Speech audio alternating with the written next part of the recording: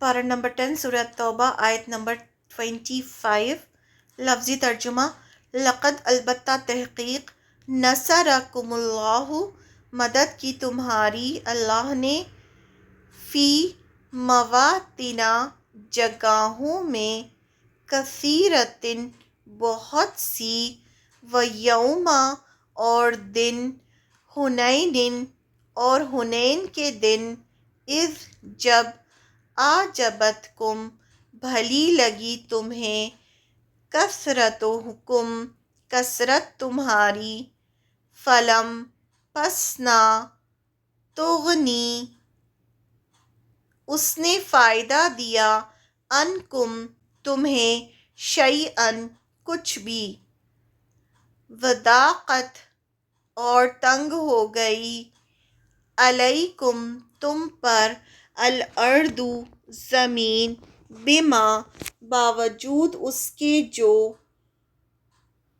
رحبت وہ کشادہ تھی ثم پھر ولیتم پھر گئے تم مدبرین پیٹھ پھیر کر۔ یہاں پر جنگ حنین یاد دلائی جا رہی ہے مسلمانوں کو۔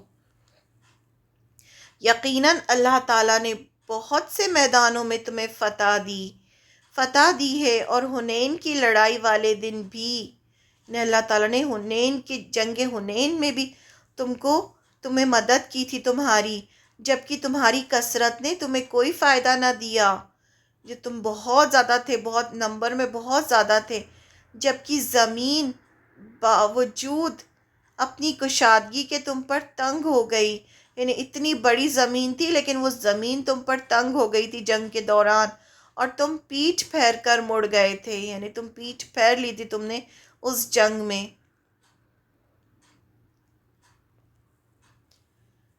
آیت نمبر 26، یہ دونوں کو پھر ہم ایک ساتھ دیکھیں گے۔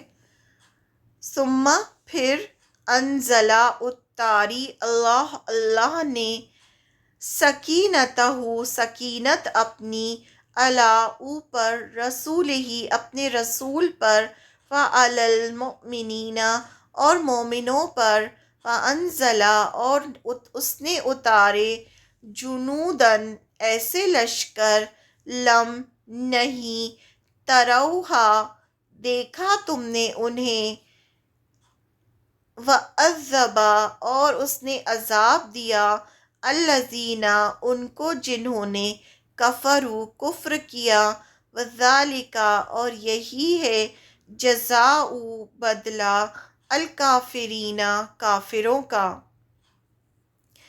پھر اللہ نے اپنی طرف سے تسکین اپنے نبی پر اور مومنوں پر اتاری اور اپنے لشکر بھیجے جنہیں تم نہیں دیکھ رہے تھے، اور کافروں کو پوری سزا دی، اور کفار کا یہی بدلہ تھا۔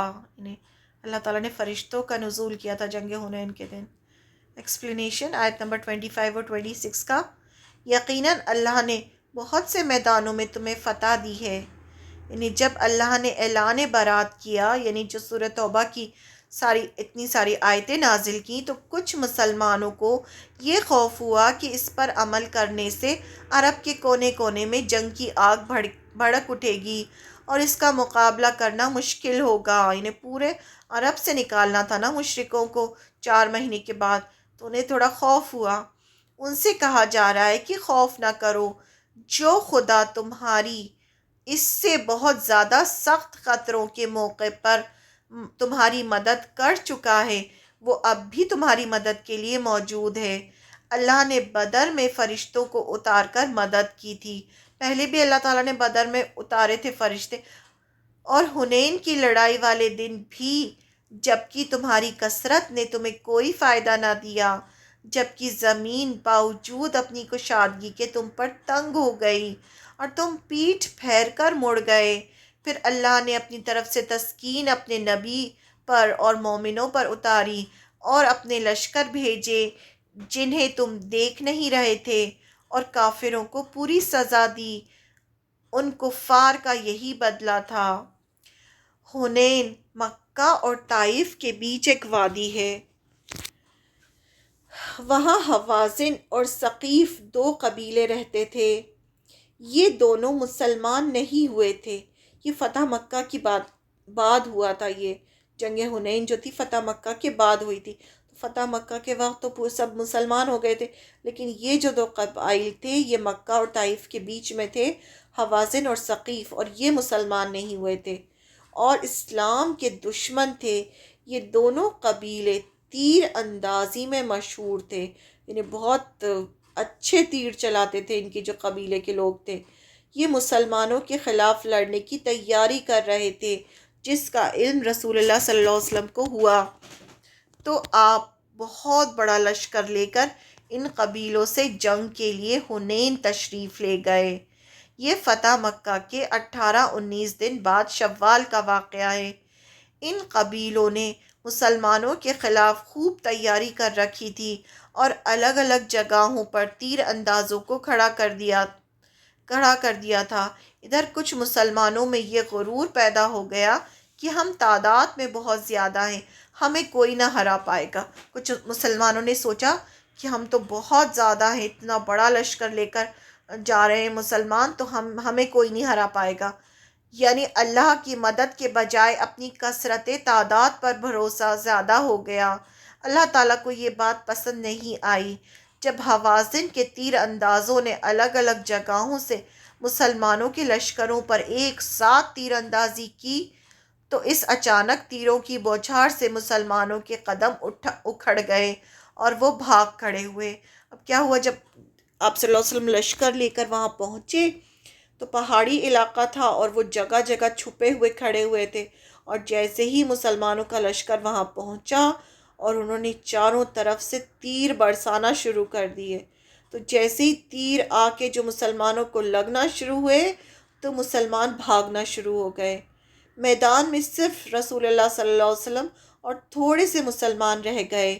آپ صلی اللہ علیہ وسلم مسلمانوں کو پکار رہے تھے کہ اللہ کے بندو میرے پاس آؤ، میں اللہ کا رسول ہوں، لیکن کوئی بھی آپ کی آواز نہیں سن رہا تھا۔ پھر حضرت عباس، آپ صلی اللہ علیہ وسلم نے حضرت عباس کو، جن کی نہایت بلند آواز تھی، حکم دیا کہ مسلمانوں کو جمع کرنے کے لیے آوازیں دیں، تو ان کی آواز یعنی ندا سن کر مسلمان سخت پریشان ہوئے اور دوبارہ میدان میں آ گئے۔